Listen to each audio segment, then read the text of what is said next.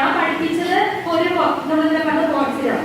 ബോയ്സിനുള്ള ടോപ്പിക്കാണ് ഞാൻ നന്നായി പഠിപ്പിച്ചു വെച്ചാൽ ഒരു ടീച്ചർ ബോയ്സിന്റെ ടോപ്പിക്ക് മാത്രം കൂടുതൽ ഫോക്കസ് ചെയ്ത് ക്വസ്റ്റ്യൻ ഇട്ടാൽ എന്തുവരും ആ കുട്ടി കറക്റ്റ് അസസ്മെന്റ് ചെയ്യാൻ പറ്റുമോ?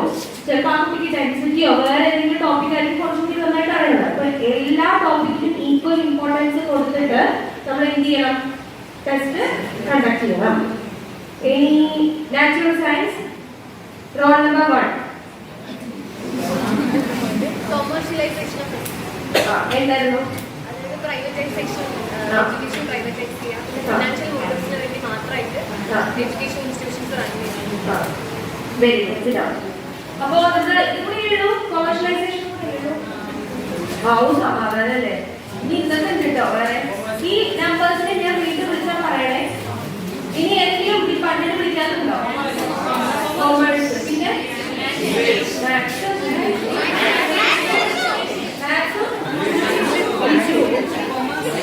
കൊമേഴ്സും ഇംഗ്ലീഷും അല്ലേ? അപ്പൊ ഇന്ന് ചോദിക്കുന്ന അവർക്ക് രണ്ടുപേർക്കും ആദ്യട്ടോ commerce and English. So, commercialization of assessment, poor test quality, domain dependency, measurement issue and system issues. ഇതൊക്കെയാണ് issues. അപ്പോൾ issues വരും. ഈ issues എന്ത് ചെയ്യണം നമ്മൾ? എങ്ങനെ? How we can solve these issues? എങ്ങനെ നമുക്ക് സോൾവ് ചെയ്യാം? എന്തെങ്കിലുമൊക്കെ മാറ്റം വരുത്തിക്കൊണ്ട്. റീഫോം എന്ന് പറഞ്ഞാൽ എന്താ? മാറ്റങ്ങൾ വരുത്താം. ഏതൊക്കെ തരം മാറ്റങ്ങൾ വരുത്താം? നിങ്ങൾക്ക് ആദ്യം സിലബസിലേക്ക് പോകുന്നത് നിൽക്കട്ടെ. നിങ്ങൾക്ക് അറിയുന്ന മാറ്റങ്ങൾ എങ്ങനെയൊക്കെ മാറ്റം വരുത്താം? എന്തൊക്കെ റീഫോംസ് കൊണ്ടുവരാം? റീഫോംസ് കൊണ്ട് ഇപ്പൊ ഞാനൊരാൾ മാത്രം തീരുമാനിച്ചോണ്ട് കാര്യമുണ്ടോ? സോ എന്ത് വരണം? മൊത്തത്തിൽ അത് ഇംപ്ലിമെന്റ് ചെയ്യാൻ പറ്റണം അല്ലെ? എന്തെങ്കിലും ഒരു റീഫോം കൊണ്ടുവന്നാൽ മൊത്തത്തിൽ ഇംപ്ലിമെന്റ് ചെയ്യാൻ പറ്റണം. അപ്പൊ അങ്ങനെ ആവുമ്പോൾ ഒരു മേജർ ആയിട്ടുള്ള കാര്യങ്ങൾ ഒഴിവാക്കും. ഇന്നത്തെ അസസ്മെന്റ് ഇഷ്യൂസ് നമുക്ക് ഒഴിവാക്കാൻ പറ്റും. ഇപ്പൊ റീഫോം ഇൻ അസസ്മെന്റ് മീൻസ്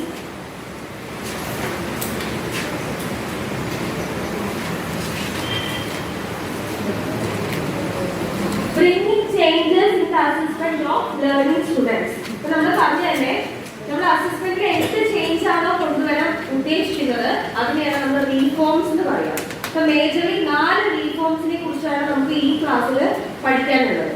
അപ്പൊ നിങ്ങൾക്ക് ഫെമിലിയർ ആയിരിക്കും. ശരിക്കും നിങ്ങൾ പറഞ്ഞിട്ടാണ്, ഞാൻ ജസ്റ്റ് എന്തൊക്കെയാണെന്ന് പറഞ്ഞിട്ട് പറയുന്നു. നിങ്ങൾ കേട്ടിട്ടുള്ളതായിരിക്കും. First reform open book assessment. Book government സെന്ററാണോ? അല്ലാണോ ചോദിച്ചാൽ അല്ല, അല്ലേ ചോദിച്ചാൽ ബുക്ക് ഗവൺമെന്റ് സെന്ററല്ലേ? ആണ്. ഇൻഡയറക്റ്റ് ആയിരിക്കും ക്വസ്റ്റ്യൻസ് ഉണ്ടാവുക, അതിൽ ആൻസർ ഉണ്ടാവും, അത് വായിച്ച് നമ്മൾ ആൻസർ എഴുതും. Yes, very good. ഇൻഡയറക്റ്റ് എന്ന് പറയുമ്പോൾ അപ്പോൾ അങ്ങനെ ഇൻഡയറക്റ്റ് ക്വസ്റ്റ്യൻ ചോദിക്കാനുള്ള ബേസിക്സ് എന്തായിരിക്കും? പിന്നെ ഇതൊക്കെ അതിലുണ്ടോ? അത് നോക്കിക്കോളൂ. പിന്നെ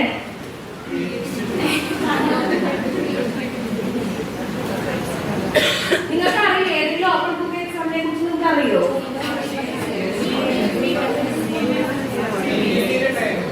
ഉണ്ടായിരുന്നു. നിങ്ങൾക്ക് ഓപ്പൺ ബുക്ക് എക്സാമിനെ കുറിച്ച് അറിയുണ്ടാവും. ഞങ്ങളൊക്കെ അറിയേണ്ട കാര്യമായിരുന്നു ഒരു ടൈമില്, കോവിഡ് ടൈമിലൊക്കെ. നമുക്ക് ഇന്ത്യയുടെ റെഗുലർ സമയത്ത് നമ്മുടെ ഓപ്പൺ ബുക്ക് ആയിരിക്കും. പക്ഷെ അത് ഈ ഓപ്പൺ ബുക്ക് നമുക്ക് പറയാൻ പറ്റുമോ? അതെന്താ? ഇപ്പൊ ഡീപ്പ് അല്ലെങ്കിൽ എക്സ്പ്ലെയിൻ ഫീച്ചേഴ്സ് വെച്ച് നമ്മുടെ ആ ഫീച്ചേഴ്സ് എവിടെ നോക്കും അവിടെ പോയി എഴുതും. പക്ഷെ ഇവിടെ ഉദ്ദേശിച്ച ഓപ്പൺ ബുക്ക് എക്സാമിനേഷൻ അങ്ങനെയല്ല. കുറച്ചും കൂടി റിലേറ്റഡ് ആയിരിക്കും, വാലിഡ് ആയിരിക്കും, ആപ്ലിക്കേഷൻ ലെവൽ ക്വസ്റ്റ്യൻസ് ആയിരിക്കും. പിന്നെ ഇങ്ങനെയുള്ള ഓപ്പൺ ബുക്ക് എക്സാം ആകുമ്പോൾ ഏതെങ്കിലും ഒരു ബുക്ക് റെഫർ ചെയ്യുക, അങ്ങനെയാവാം ഒരുപാട് മെറ്റീരിയൽസ് കൊണ്ടുവരാം. അതിനൊക്കെ നന്നായി കൺസെപ്റ്റ് നോളജ് ഉള്ള ഒരു കുട്ടിക്ക് മാത്രമേ എന്ത് സാധിക്കുള്ളൂ? ഓപ്പൺ ബുക്ക് എക്സാം വഴി നമുക്ക് ചെയ്യാൻ പറ്റുള്ളൂ. So open book examination allows students to take notes, textbook and other approved materials, developing skills of critical and creative thinking. അപ്പോൾ നമ്മൾ പറഞ്ഞു അത് 2 ടൈപ്പ് ഉണ്ടെന്നാണ് അടുത്ത് പറയുന്നത്. റെസ്ട്രിക്റ്റഡ് ടൈപ്പും അൺറെസ്ട്രിക്റ്റഡ് ടൈപ്പും. എന്തായിരിക്കും അത്? റെസ്ട്രിക്റ്റഡ് എന്ന് പറഞ്ഞാൽ എന്താ? മീനിങ് എന്താ?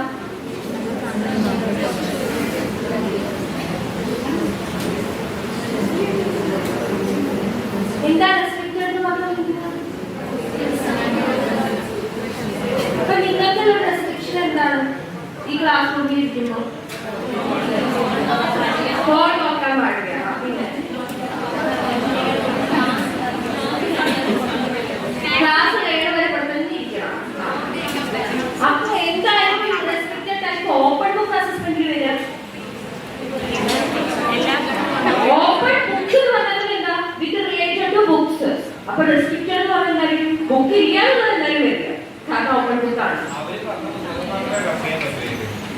അങ്ങനെ പറയാൻ പറ്റില്ല. അവര് സ്പെസിഫൈ ചെയ്യാം. റെസ്ട്രിക്റ്റഡ് എന്ന് പറഞ്ഞു കഴിഞ്ഞാൽ ഒന്നില്ലെങ്കിൽ അവര് പറയാം, അല്ലെങ്കിൽ ഏതെങ്കിലും ഒരു ബുക്ക് നമുക്ക് ഫോളോ ചെയ്യാം. ഒരുപാട് മെറ്റീരിയൽസ് നമുക്ക് കൊണ്ടുപോകാൻ പറ്റണമെന്നില്ല, ഏതെങ്കിലും ഒരു ബുക്ക് നമുക്ക് ഫോളോ ചെയ്തിട്ട് അത് എക്സാം എഴുതാം. അപ്പൊ അൺറെസ്ട്രിക്റ്റഡ് എന്ന് പറഞ്ഞാൽ എന്തായിരിക്കും? നമുക്ക് എത്ര ബുക്ക് വേണമെങ്കിലും കൊണ്ടുവരാം. പക്ഷെ ഇങ്ങനെയുള്ള ഓപ്പൺ ബുക്ക് അസസ്മെന്റ് കൊണ്ടുവരുന്നത് ഇത്രയും മെറിറ്റുകൾ പറഞ്ഞെങ്കിലും ഇതിൽ ഡെറിമെറിറ്റ്സ് ഉണ്ട്.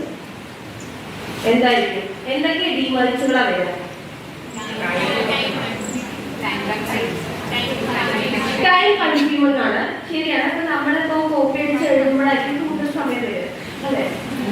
പൊതുവെ നമുക്ക് സാധനം നോക്കി എഴുതുമ്പോൾ തന്നെ ഓഫ്കോഴ്സ് കൂടുതൽ സമയം വരിക. നമുക്ക് ആരുടെ സാധനങ്ങൾ എഴുതിയെങ്കിൽ അത്ര സമയം വരില്ല. ഇപ്പൊ ടൈം കൺസ്യൂമിംഗ് ആയിരിക്കും.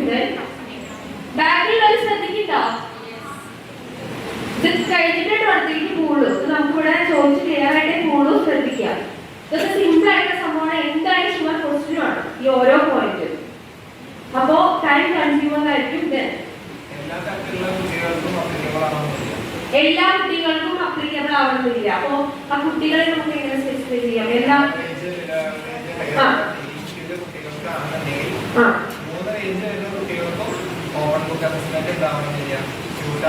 അതെന്താ അങ്ങനെ പറയാൻ? ഈ റേഞ്ച് ആരാ ഡിറ്റർമിൻ ചെയ്യുന്നത്? ഒരു കുട്ടി ആവറേജ് അല്ലേ? ഒരു കുട്ടി ആവറേജ് ആണെന്നുള്ളത് ആരാണ് പറയുന്നത്? ആരാണ് കുട്ടി ആവറേജ് ആക്കുന്നത്? ഞാൻ ആവറേജ് ആണ്, നിങ്ങളാണ് ആവറേജ് എന്ന് പറയാണെങ്കിൽ എന്ത് ബേസിസിലാണ്? അതിനെ വേണം. പിന്നെ നമുക്ക് എങ്ങനെ അത് പറയാൻ പറ്റും? പക്ഷെ ഇയാൾ പറഞ്ഞത് ഞാൻ ബാക്കി കണ്ടിന്യൂ ചെയ്യാം. ഇപ്പോ ചിലരെങ്കിലും ഓപ്പൺ ബുക്ക് എന്ന് പറയുമ്പോൾ വിചാരിക്കും വളരെ സിമ്പിൾ ആയി ബുക്ക് നോക്കി എഴുതലേ വേണ്ടു. ഫ്ലെക്സിബിൾ ആണെന്ന് ചോദിക്കാം. ഓപ്പൺ ബുക്ക് അസസ്മെന്റ് വളരെ ഫ്ലെക്സിബിൾ ആണെന്ന് തെറ്റിദ്ധരിച്ച് എക്സാമിന് പോവാം. അപ്പൊ അവര് മുഴുവൻ കൺസെപ്റ്റ് എന്ത് ചെയ്യുക, വായിക്കാനത് നോക്കാനുള്ള സാധ്യത എന്താണ്? കുറവായിരിക്കും. അതൊരു ഡിമെറിറ്റ് ആണ്. പിന്നെ വരുന്നൊരു ഡിമെറിറ്റ്, ഒന്നിലധികം റെഫറൻസ് ബുക്കുകൾ ഉപയോഗിക്കണമെന്ന് പറഞ്ഞു. അപ്പൊ അതിനനുസരിച്ചുള്ള ഇൻഫ്രാസ്ട്രക്ചർ വേണം. ഇപ്പൊ നമ്മളൊക്കെ പൊതുവെ ഒരു ബെഞ്ചിൽ 2 പേരൊക്കെ ഇരുന്നിട്ട് എക്സാം എഴുതുക. ഒരു 10-20 റെഫറൻസസ് കുട്ടിക്കുണ്ടെങ്കിൽ ഇതൊക്കെ ആ ബെഞ്ചിലും ഡെസ്കിലായിട്ട് അക്കോമഡേറ്റ് ചെയ്യാൻ പറ്റണം. ഇത്രയും സംഭവങ്ങൾ നോക്കിയത് കുട്ടിക്ക് എഴുതാൻ പറ്റുന്ന വെച്ചാൽ എന്ത് വേണം? നന്നായി ഇൻഫ്രാസ്ട്രക്ചർ ഉള്ള ഒരു ക്ലാസ് റൂം ആയിരിക്കണം, അല്ലെ? ഇപ്പൊ മുന്നേക്ക് നമ്മുടെ ക്ലാസ് റൂമിൽ അസസ്മെന്റ് ചിലപ്പോ 60 പേര് അല്ലെങ്കിൽ 30 പേരുള്ള ക്ലാസ് റൂമിലായിട്ട് ഒരു ബെഞ്ചിൽ 5 കുട്ടികളെങ്കിലും പരീക്ഷ എഴുതാവും, അല്ലെങ്കിൽ 3 കുട്ടികൾക്ക് പരീക്ഷ എഴുതായിരിക്കും. അങ്ങനെയുള്ള ഒരു സ്ഥലത്ത് ഇൻഫ്രാസ്ട്രക്ചർ നല്ല രീതിയിൽ ഇല്ലെങ്കിൽ ഇങ്ങനെ ഒരു എക്സാം പോസിബിൾ ആയിരിക്കുമോ? ഇല്ല, അതൊരു ലിമിറ്റേഷൻ ആണ്. പിന്നെ എന്താ ലിമിറ്റേഷൻ വരാം?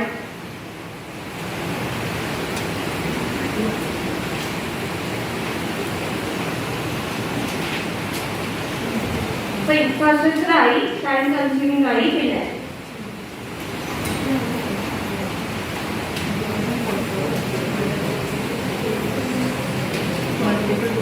നമ്മളിന്റെ ഇടയിൽ തന്നെ പറഞ്ഞു ഒരു topic.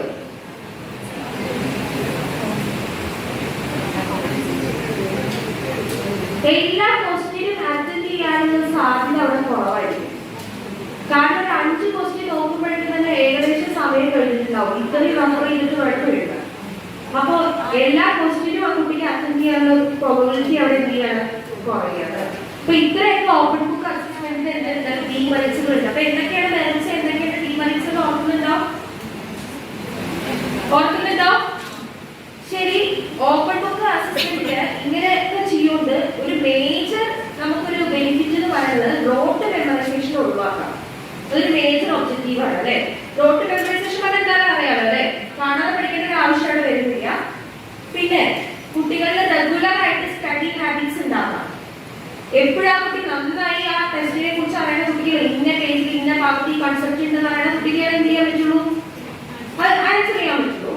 Then higher cognitive ability develop ചെയ്യാം. കുട്ടികളെ ഹയർ ഡിഫൈൻ, വാട്ട്, റൈറ്റ് അങ്ങനെയുള്ള ഉപരിയായിട്ട് നോളേജിന്റെ ഹയർ ഓർഡേഴ്സ് എന്തൊക്കെയാണ് കുട്ടികളെ മനസ്സിലാക്കിയിട്ട് അസസ്മെന്റ് നടത്താൻ പറ്റും. അപ്പൊ ഒരു അസസ്മെന്റ് ഇഷ്യൂനെ അവിടെ എന്ത് ചെയ്യാം? കുറയ്ക്കാം. നമ്മൾ ഇന്നലെ പറഞ്ഞിട്ടുണ്ടോ അസസ്മെന്റ് ഇഷ്യൂ ആണുള്ളത്. അപ്പൊ അത് നമുക്ക് കുറയ്ക്കാൻ പറ്റും. പിന്നെ എന്ത് ചെയ്യാൻ പറ്റും? ഇപ്പോ ഓപ്പൺ ബുക്ക് കേൾക്കാത്ത അസസ്മെന്റ് എല്ലാവർക്കും ആദ്യം മുഖത്ത് വന്നത് ഒരു പോസിറ്റീവ് ആറ്റിറ്റ്യൂഡാണ്. അത് ഡെവലപ്പ് ചെയ്യാൻ എന്തായാലും പറ്റും. ഇതൊക്കെയാണ് ഇതിന്റെ ഒബ്ജക്റ്റീവ്സും മെറിറ്റ്സും ഡീമെറിറ്റ്സും. എല്ലാവർക്കും ക്ലിയർ ആയോ? ഡൗട്ട്സ് ഉണ്ടോ? എഴുതാൻ പറ്റുമോ? 2 മാർക്കിന് ചോദിച്ചാൽ എഴുതാൻ പറ്റുമോ? പറ്റും. Demerits, merits, open book exam അസസ്മെന്റിന്റെ നമ്മൾ ഡിസ്കസ് ചെയ്തത്. അടുത്ത വരുന്നതാണ്